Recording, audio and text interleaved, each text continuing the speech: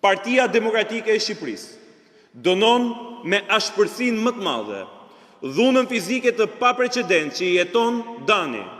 babai i kandidatit socialist për deputet, Murat Dani, së bashku me disa mbështetës të tij e së bashku me disa vrasës dhe mercenar në policinë e Bulqizës, kanë ushtruar ndaj kreut të Partisë Demokratike Bulqiz, zotit Shaqir Manjani dhe kryetarit Forumit Rinor në Bulqiz, zotit Klajdi Patria, të dy politikan model në zonë, shembull të qytetarisë dhe të integritetit. Pamjet e bëra publike tregojnë qartë se kush janë agresorët dhe ata që po tentojnë të përgjakin fushatën elektorale në qarkun Dibër. Teksa konflikti ka agravuar në përplasje të dhunshme mes palëve dhe policia e Bulqizës, në vend që të dërgojë në SPAK, jeton Danin,